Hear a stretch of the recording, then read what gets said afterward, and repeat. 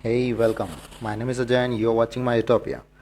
So now we are just going to start the lecture series for the GATE. This is the first lecture. The first subject that we will study is mathematics. Okay. So the first chapter of this mathematics is complex variable.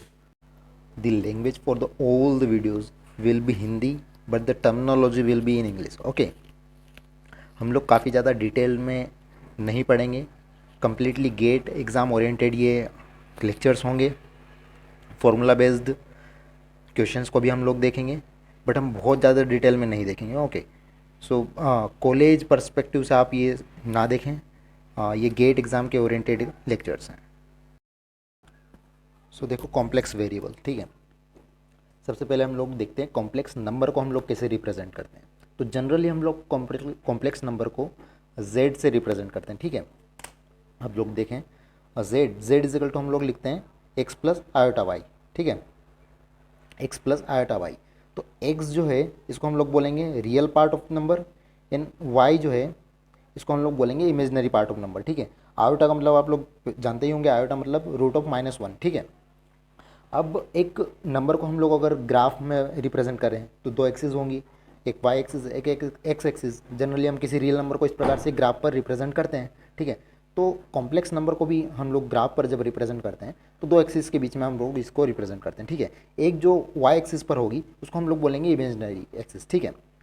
और जो x axis होगी उसको हम लोग बोलेंगे real axis. ठीक है. तो इस प्रकार से आप लोग किसी भी कॉम्प्लेक्स नंबर को रिप्रेजेंट कर सकते हैं. फॉर एग्जांपल अगर आपको मान लीजिए z equal to 5 plus iota 6 को रिप्रेजेंट करना है. ठीक है. तो आप लोग क्या करेंगे, रियल एक्सिस पर 5 पर चलेंगे और इमेजिनरी एक्सिस पर 6 पर चलेंगे. इन दोनों का जो इंटरसेक्शन होगा ये आपके पॉइंट z को रिप्रेजेंट कर रहा होगा. ठीक है. तो ये तो हुआ तरीका हम लोग का बेसिक कॉम्प्लेक्स नंबर को रिप्रेजेंट करने का. ठीक है. अब कॉम्प्लेक्स नंबर के आर्ग्यूमेंट पर आते हैं. तो इसको हम लोग कैसे डिफाइन करते हैं. तो argument is the angle between the real positive axis and the line of joining the point two origin. Okay. यहाँ पर एक वर्ड इंपॉर्टेंट है, रियल पॉजिटिव एक्सिस. ठीक है. इस बात का हमेशा ध्यान रखें. हम लोगों ने अभी एक्सिस बनाई थी, तो ये हम लोग की रियल एक्सिस थी, इसको हम पॉजिटिव बोलेंगे. इधर की साइड की जो एक्सिस होगी उसको हम नेगेटिव बोलेंगे. ठीक है. तो ये आपकी इमेजिनरी एक्सिस है. अब सपोज कीजिए कि आपका पॉइंट एक यहाँ पर है. ठीक है. तो इस पॉइंट को ये जो लाइन है जो ओरिजिन से इसको मिला रही है, इसका रियल पॉजिटिव एक्सिस के साथ में जो एंगल बनता है उसको हम लोग बोलते हैं आर्ग्यूमेंट ऑफ जेड. ठीक है. अच्छा, अब इसमें जो क्वेश्चन एग्जाम में पूछे जाते हैं तो उसमें हम लोग को ध्यान क्या रखना होता है कि हम लोग इसको जितना छोटा नंबर हो सके उसके फॉर्म में लिखने का कोशिश करें. ठीक है. फॉर एग्जांपल अगर मान लीजिए कि आप इसको, ये आपकी एक्सिस है और आपका जो जेड है वो यहाँ है. ठीक है. फोर्थ क्वाड्रेंट में.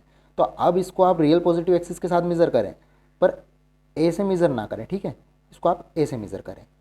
सबसे छोटा वाला जो एंगल है आपको वो लेना है, पर कभी भी नेगेटिव एक्सिस के साथ मेज़र ना करें. ये आपका, ये इस बात का ध्यान आप रखें. ठीक है. अगर आपका आर्ग्यूमेंट कैलकुलेशन करने पे, फॉर सपोज अगर आपको कैलकुलेट करने पर नेगेटिव आ रहा है तो नेगेटिव आपको आर्ग्यूमेंट को आंसर में नहीं लिख के आना है. ठीक है. उसको आपको,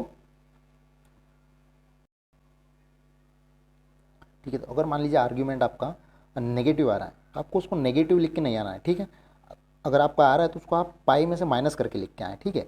पाई में से आप अपने आर्ग्यूमेंट जो आ रहा है उसको माइनस कर दें तो आपका जो आर्ग्यूमेंट है वो पॉजिटिव हो जाएगा और आपका आंसर सही रहेगा. बहुत बार गेट में ऐसी प्रॉब्लम्स होती हैं कि हम लोग आर्ग्यूमेंट को नेगेटिव में लिख के आ जाते हैं और हमारा जो आंसर है वो गलत हो जाता है. तो इस बात का हम लोग ध्यान रखें. दो बात का हम लोग को ध्यान रखना है, आर्ग्यूमेंट को नेगेटिव नहीं लिखना है और आर्ग्यूमेंट को हमेशा रियल पॉजिटिव एक्सिस के साथ मेजर करना है. जितना छोटा एंगल हो सके उसके साथ मेजर करना है. ठीक है. क्लॉकवाइज और एंटी क्लॉकवाइज दो तरीके से हम लोग मेजर कर सकते हैं, क्लॉकवाइज और एंटी क्लॉकवाइज. तो आप लोग को ये डिसाइड कैसे करना है कि क्लॉकवाइज मेजर करना है एंटी क्लॉकवाइज. तो इस बात का ध्यान रखें कि जिस भी तरीके से करें आपका जो एंगल है वो छोटा आना चाहिए. ठीक है. तो ये तो बात हुई हम लोग की आर्ग्यूमेंट की. अब हम लोग देखते हैं किसी कॉम्प्लेक्स फंक्शन के एनालिटिकल होने की क्या कंडीशन है. ठीक है. तो उसके पहले हम लोग एक बेसिक कॉन्सेप्ट देखते हैं. देखिए, अगर किसी फंक्शन के लिए लिमिट एग्जिस्ट कर रही है, ठीक है, तभी वो कंटिन्यूस होगा. और अगर वो कंटिन्यूस है तभी वो डिफरेंशिएबल होगा. और अगर वो डिफरेंशिएबल है तभी वो एनालिटिकल होगा. ठीक है. तो ये जो मैंने यहाँ सर्किल बना रखा है ये आपको हेल्प करेगा इस ऑर्डर को याद रखने में. ठीक है. फॉर एग्जांपल अगर मान लीजिए आपके पास एक स्टेटमेंट है कि for every continuous function limit will be exist, तो इस सर्किल से आपको ध्यान में आएगा कि हाँ ये बात सही है, एक कंटिन्यूस फंक्शन के लिए लिमिट हमेशा एग्जिस्ट करेगी। इसका वाइस वर्सा ट्रू नहीं है, मतलब अगर जिसकी लिमिट हमेशा एग्जिस्ट करती हो वो कंटिन्यूस हो ही हो हमेशा, ऐसा ज़रूरी नहीं है, ठीक है। इसके ऊपर देखें, अगर कोई फंक्शन कंटिन्यूस है, ठीक है, तभी वो डिफरेंशिएबल होगा, पर अगर वो डिफरेंशिएबल है डिफरेंशिएबल है तो कंटिन्यूस भी होगा, ओके। इसका वाइस वर्सा आप ट्रू ना करें कि अगर कंटिन्यूस है तो डिफरेंशिएबल होगा ही होगा, हाँ डिफरेंशिएबल होने के लिए कंटिन्यूस होना जरूरी है। तो ये बेसिक आपने बात देखी कि एनालिटिकल होने के लिए डिफरेंशिएबल होना जरूरी है, कंटिन्यूस होना जरूरी है, लिमिट उसकी एग्जिस्ट होना जरूरी है। पर आप एक बात ध्यान रखें कि एनालिटिकल होने के लिए डिफरेंशिएबल होना जरूरी है, ठीक है। तो अब एक पॉइंट, डिफरेंशिएबल कब होता है, तो इसके लिए आपको कॉची रीमन की एक थ्योरी हम लोग देखते हैं, तो उसकी हेल्प से हम लोग डिसाइड करते हैं कि कोई फंक्शन डिफरेंशिएबल कब होगा, ओके। तो देखिए कॉची रीमन क्या कहते हैं, इस मेथड के हिसाब से अगर आपका मान लीजिए कोई फंक्शन है एफ ऑफ जेड और उसको आप लोग रिप्रेजेंट कर रहे हैं यू प्लस आयोटा वी से, ठीक है। यू जो है एक्स और वाई का फंक्शन हो सकता है, वी जो है वो भी एक्स और वाई का फंक्शन हो सकता है। तो कॉची रीमन तीन बात कहते हैं, ठीक है। फर्स्ट में वो बोलते हैं कि जो यू एक्स है वो should be equal to U V Y, ठीक है। यू एक्स का मतलब है कि यू को हम लोग एक्स के रिस्पेक्ट में डिफ्रेंशिएट कर रहे हैं, वी वाई का मतलब है कि हम लोग जो वी है उसको हम लोग वाई के रिस्पेक्ट में डिफ्रेंशिएट कर रहे हैं, ठीक है।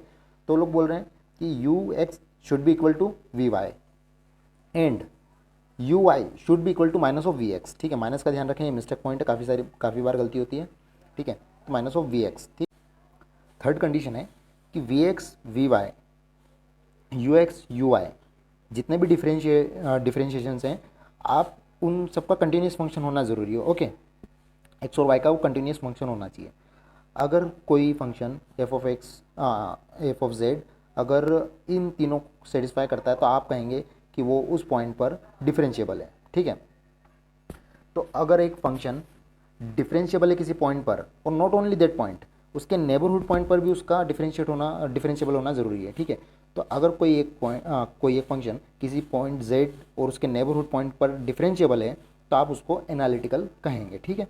तो डिफरेंशिएबल होने के लिए आपको कंडीशन याद रखना है, जब डिफरेंशिएबल हो जाएगा तो एनालिटिकल यहाँ से हो जाएगा। ये तीन कंडीशन ध्यान रखें, माइनस जो है मिस्टेक पॉइंट उसका ध्यान रखें, गलती ना करें। रिप्रेजेंटेशन जो है सिंपली इसका मतलब ये है। सो अब हम लोग आते हैं मिलनेस मेथड पे, ठीक है। मिलनेस थॉमस मेथड, तो इस मेथड का यूज़ क्या है कि सपोज़ आपको एक फंक्शन देख रहा है एफ ऑफ जेड, ठीक है। F of Z is equal to U plus iota V, ठीक है। अब आपको इस फंक्शन का रियल पार्ट दे रखा है और इमेजिनरी पार्ट पूछ लिया, ठीक है। मतलब कि आपको यू दे रखा है और वी पूछ लिया, या फिर आपको इमेजिनरी पार्ट दे दिया और रियल पार्ट पूछ लिया। तो इस प्रकार की जो प्रॉब्लम्स होती हैं उसमें हम लोग को मिलनेस मेथड की हेल्प लेनी पड़ती है, ठीक है। तो हम लोग देखते हैं कि मिलनेस मेथड किस प्रकार से काम करती है।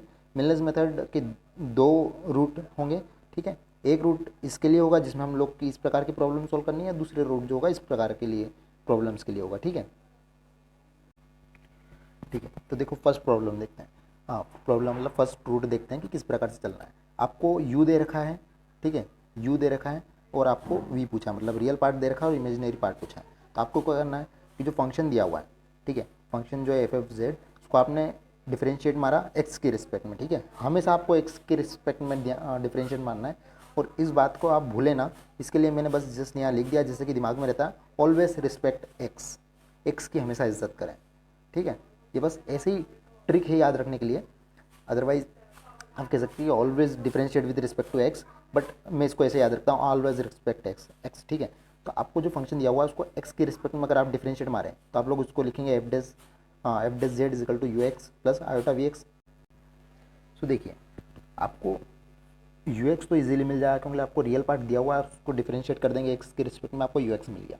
पर चूंकि इमेजिनरी पार्ट नहीं दिया हुआ है तो आप उसको डिफरेंशिएट नहीं मार सकते। तो आप कैसे करें इस प्रॉब्लम को? तो देखो इस प्रॉब्लम को करने के लिए हम लोग को कॉची रीमन के बेसिक्स का यूज़ करना है। कॉची रीमन के बेसिक्स के हिसाब से क्या होता है, U Y equal to minus of V X होता है, ठीक है। तो हमने वही वैल्यू यहाँ पर पुट कर दी है।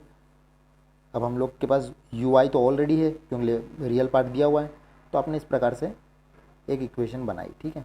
अब आपको क्या करना है, हमेशा ध्यान रखना है X equal to Z put कर देना है और Y equal to zero put कर देना। प्रॉब्लम में जहाँ जहाँ इस इक्वेशन में जहाँ जहाँ एक्स है वहाँ पर आपको X equal to Z put करना है और Y equal to zero put करना है, ठीक है। अब जो आपको इक्वेशन मिलेगी आपको सिंपली उसको जेड की रिस्पेक्ट में इंटीग्रेट कर देना, आपको फंक्शन जेड मिल जाएगा, ठीक है। अब चूंकि फंक्शन जेड मिल गया, उसका ऑलरेडी आपको रियल पार्ट दिया हुआ था, अब उसको कंपेयर करके इमेजिनरी पार्ट इजीली पता कर पाएंगे, ठीक है। इस पर हम लोग एक प्रॉब्लम भी देख लेंगे जिससे कि हम लोग को ज़्यादा क्लियर हो।